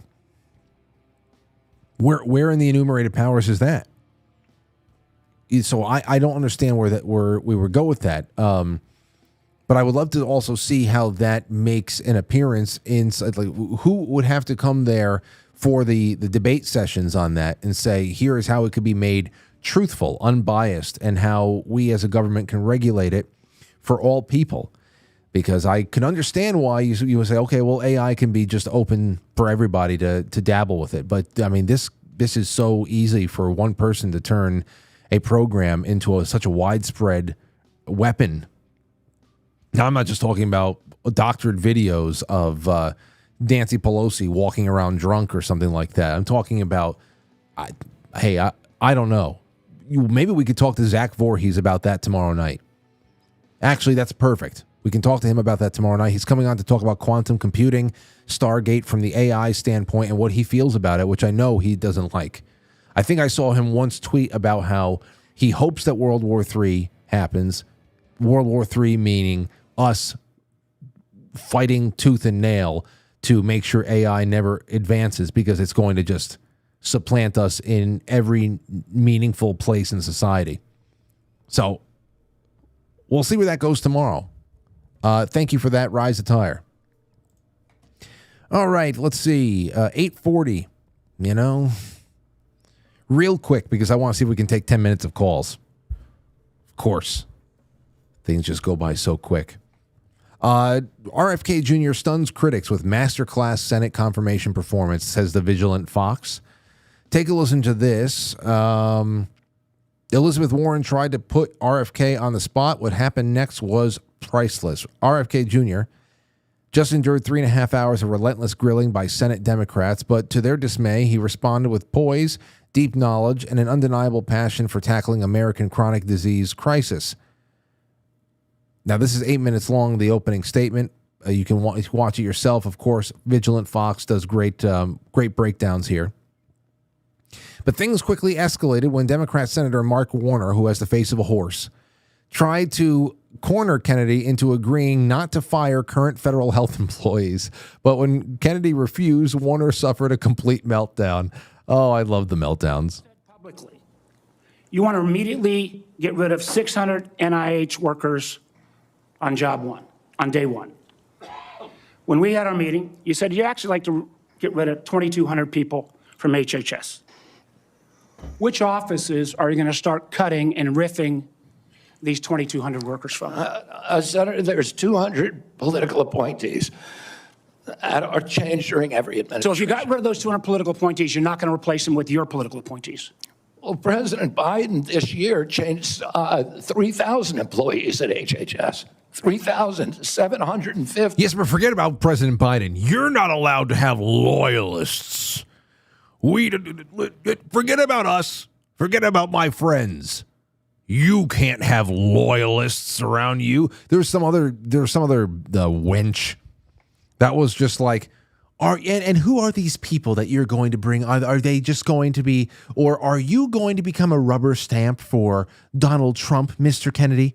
A rubber stamp? Oh, yes, because there's so much resistance that Joe Biden received from members of his cabinet.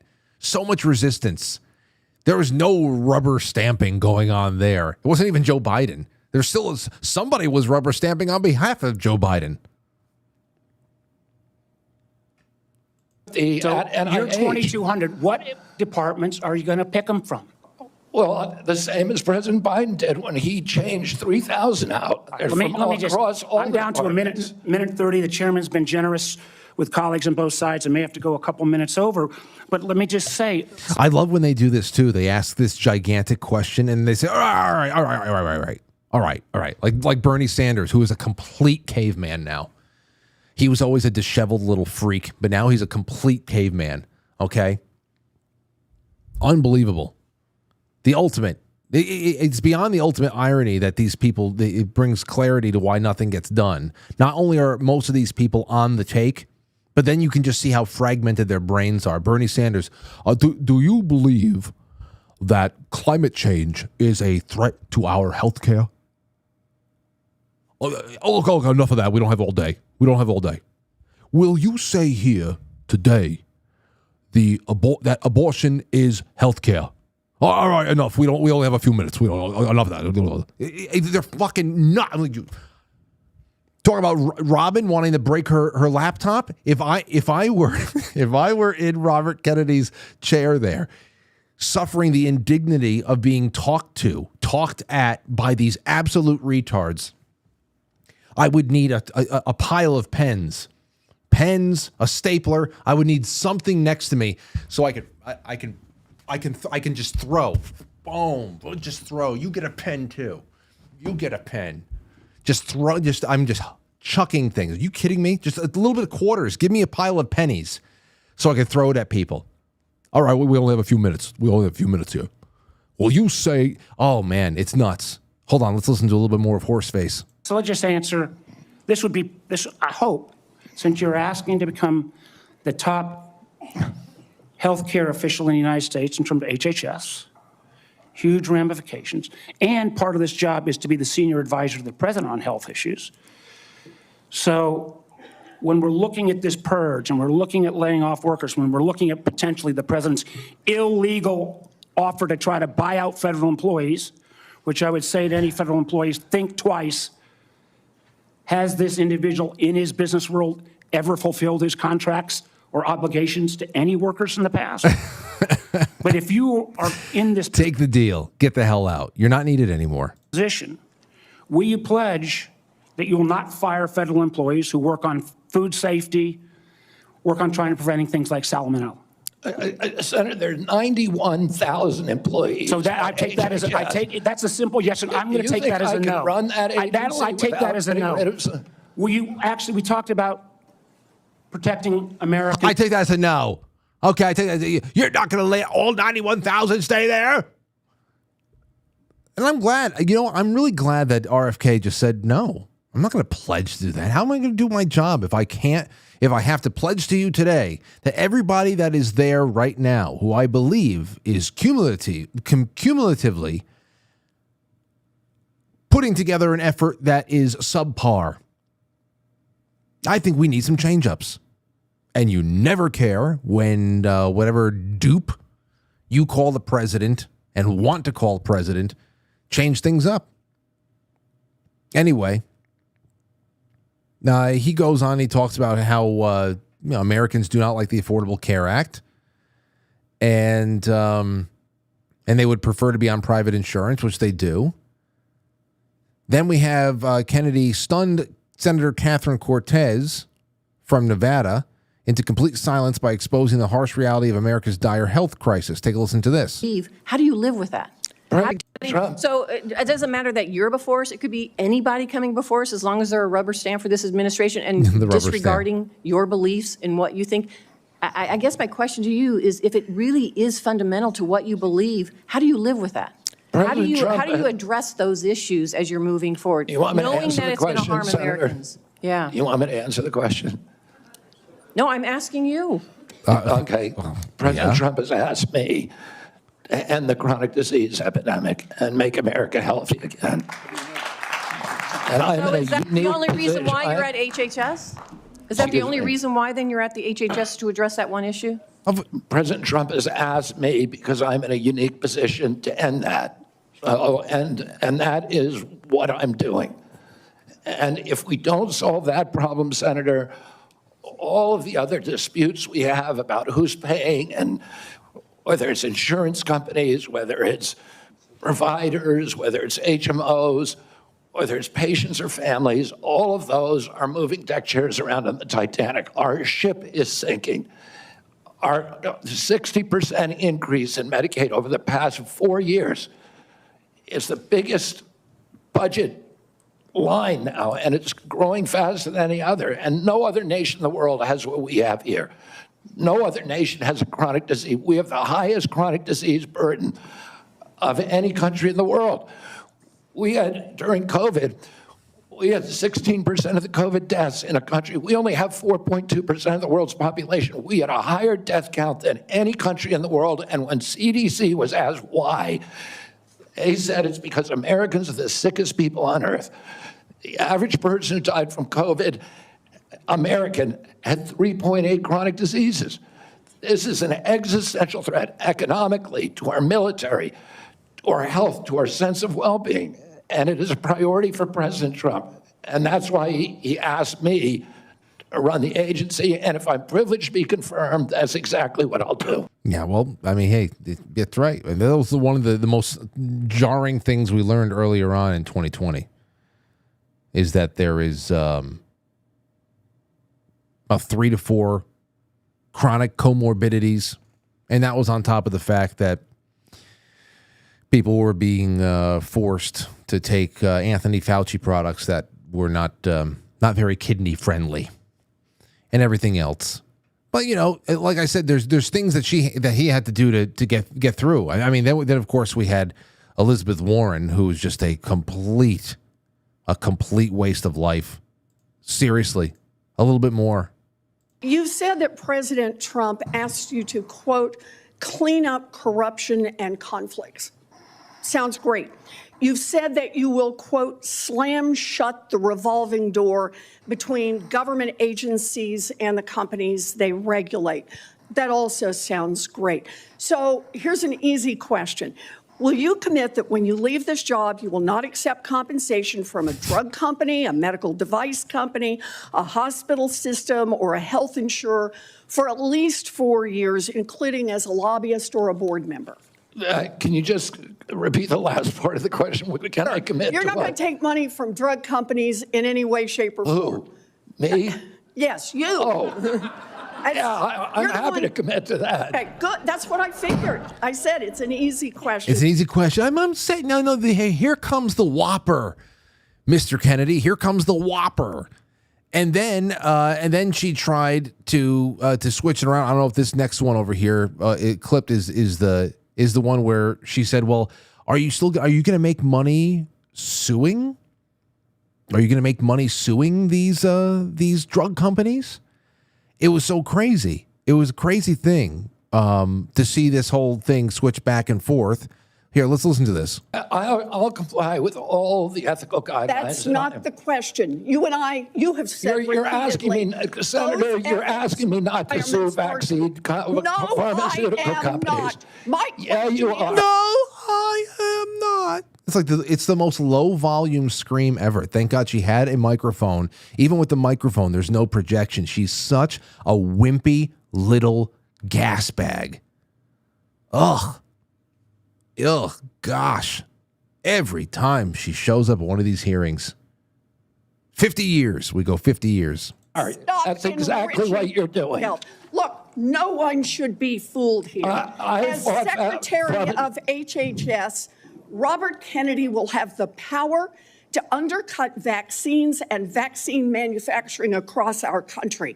And for all of his talk about follow the science and his promise that he won't interfere with those of us who want to vaccinate his kids, the bottom line is the same. For those of us who want to vaccinate his kids, get your fucking hands off my kids. This is the whole See, this is the whole point here. This is the whole point here. Now, it was crazy because there was this other Democrat Harridan woman, and it was breathtaking because, you know, it came down to where the hell was it? I don't know. I mean, there's this senator, she was shaking and trembling at the thought of Americans exercising their right to informed consent on vaccines. Okay? Informed consent. To say, thank you. Very interesting. Thank you so much. No, I don't think I'll be taking one. And that is where it ends. And you say, okay, and you move on. Because, again, if vaccines do exactly what they say they do, then it doesn't mean anything to the person who takes them, what the person next to them who doesn't does. Because if they get the horrible disease or the minor inconvenient disease, that everybody's just getting, you know, saucing themselves up for what used to be minor inconveniences. You know, a week off from school because I got the chicken pox was not the end of the world. It was itchy as hell. You know, the oatmeal baths were all right. They were interesting, but it was uncomfortable, but whatever. Still, these shots have become a barrier to entry into many things that is American society. That makes no sense. You want to talk about following the science, then why doesn't public policy complement the science you say is settled? Why does public policy bar people who are choosing as free individuals, born free, that are choosing not to take a certain medication? Why are you barring them from certain aspects of public life to be able to protect the people who are under the protection of the science? I don't get it. Like, there is a mismatch of public policy and what you say is settled science.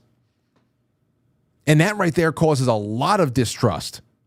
A lot of distrust. I'm not a zealot about this stuff. I would like to know, are there clean, conventional, effective shots out there? I'd like to know more. I'd also like to know more about the studies of cumulative intake, which apparently is very, very lacking.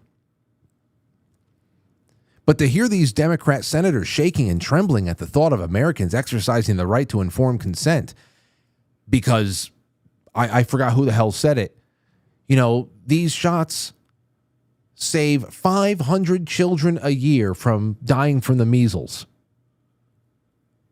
And then in the very next breath, I promise you, it was the next breath, she shifted subject to stress the importance of abortion. Let's get off of that now. Let's talk about abortion, reproductive health care. She just started talking about how dangerous it was, that people might be hesitant to take an MMR shot or something like that because 500 children a year may die from the measles if they get a really bad case or something like that in a country of 300 plus million. And then the very next thing, she starts going on and on about the importance of killing children before they're born. Like, these people don't even separate these thoughts by a couple of minutes. They say them back to back. You think if you were trying to bury the lead a little bit, you would talk for a little while. You'd put another subject matter in between informed consent and abortion, especially if you're going to say that informed consent is somehow an assault on the lives of children. And at the other hand, but the very next sentence, you're talking about tearing a child limb from limb and how it's necessary health care. They're really dizzyingly schizophrenic. There's no difference between a Democrat senator in this hearing, at least, and your average bum in Manhattan walking around, the outbursts, the strange non sequiturs, no real logic, no real train of thought or I don't know, conversational rhythm to anything. Nothing. They're no different than the bums that walk around in Manhattan, just kind of muttering to themselves. It's fucking incredible. So Elizabeth Warren, she starts off by saying, do you promise you'll never take any money from Big Pharma for at least 4 years after you leave HHS? And RFK is like, yeah, I promise. And then she's like, do you promise you will not sue? You will not sue pharmaceutical companies and undercut their ability to act with absolute autonomy and immunity? I mean, it was, where do you want these people to be? What orbit do you want them? Like, what are these jobs? What are these jobs prior to what's being established right now in DC with all the Trump appointments and what they're obviously trying to push toward? Something that is radical, at least in comparison to the way that we've been living the last couple of decades. What are these jobs? You just sit there in your desk, you collect a paycheck, and you rubber stamp, and you stay in proper orbit, and you don't get in the way of any pharmaceutical companies. You don't rock the boat at all. You just stay in your orbit, and you go down in history as the, however, whatever, the 12th, the 13th director. Siri, how many directors of HHS in its history? I should be asking Grok that. Let me ask Grok that. Of this ridiculous. How many directors of HHS in its history? U.S. Department of Health has had numerous leaders since its incorporation. Secretaries. 23 secretaries. That's it. You can just put it on your resume. I was one of 23 secretaries of HHS. I did absolutely nothing. I sat on my thumb. That's it. Sat on my thumb. And then she goes on to say things like this. After the hearing, Liz says this. More profitable. In fact, he may have the opportunity to bankrupt the vaccine manufacturers, and then nobody gets vaccine. RFK Jr. might have the ability to bankrupt vaccine manufacturers, and then nobody gets vaccines. My question is, how would he be able to do that, Elizabeth? I wish I could ask her this. How would he be able to do that? Seriously, how? Unless something awful was discovered within an independent investigation of cumulative shot intake or something like that, or, rolling back injury liability protection, something like that. How would it be possible? Because you can't lawfare a pharmaceutical company into the poorhouse like the DNC and their judges, lawfare peons that they target in everyday life and break them. You can't do that. I would really love to hear her explain to RFK, or I would love to hear her explain how RFK would bankrupt a vaccine manufacturer that is worth many billions of dollars, as if they wouldn't be able to stay in court for decades, just for fun. Unless, of course, it becomes possible to actually hold them accountable for the pitfalls and imperfections of their products. I don't see how that is. I mean, of course, she could also just be being melodramatic and exaggerating, or she could also be talking about that finally people who feel that their child had changed in some meaningful negative way before and after an interaction with a product could finally go and seek restitution. So this was all very interesting stuff. It really was, and it was one of the more entertaining ones that I had peeked in on, because I have not spent a lot of time watching these hearings, and yeah, that's really all I gotta. That's really all I have on that. Anyway, it's 9:01, and I'm so sorry I was not able to take any calls tonight. Just the way it worked out. Alex Kimu on Rumble says, "Thank you, Frank. Thank you, Alexa." I think it's Alexa Kimu. Say thank you so much. Great to have you out there. Let's see here. Anything else? Anything else? I don't know. I think that's it. All right, so here's it. Here's what we got. Coming up after the show tonight on Quite Frankly.tv. Where the hell is it? Wait. Give me a second here, please.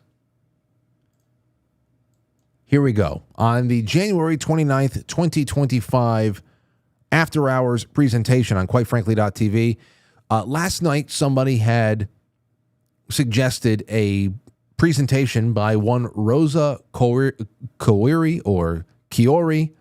I forget, I'm sorry. But I was given the link by several members of the audience. It's a UN Agenda 2030 Exposed. I think it's about a 20-minute presentation. We're starting off with that. Then it is a Theo Von interview of Cat Williams, and then an Art Bell kicker. Art Bell with Tobias McGriff and James Fox, UFO and paranormal research. It all begins as soon as I end this show right now. Go over to quitefrankly.tv, make yourself nice and cozy in the chat room. There's a lot of great people who hang out there all throughout the evening, serving each other coffee, rubbing each other's shoulders. Don't get too frisky, you predator. Anyway, I appreciate you all, and thank you so very much. Get on over to quitefrankly.tv, enjoy yourself, and talk about the things that you're watching, and just have a good night. So that is that. Let me see. Anyway, that's all. Okay, good night. I'll catch you on the flip side.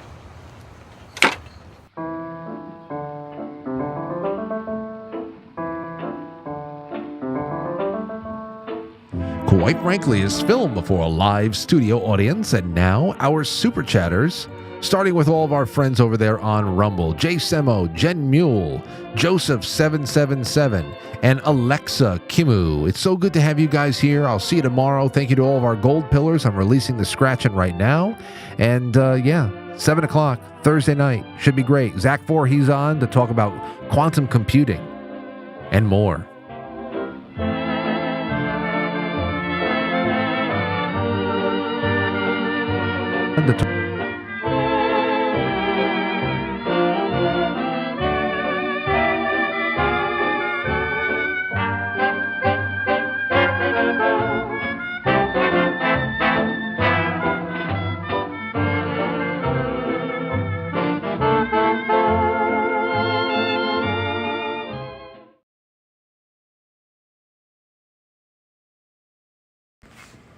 I see cat. You're a kitty cat? Your turn. Hello. I'm a kitty cat as well.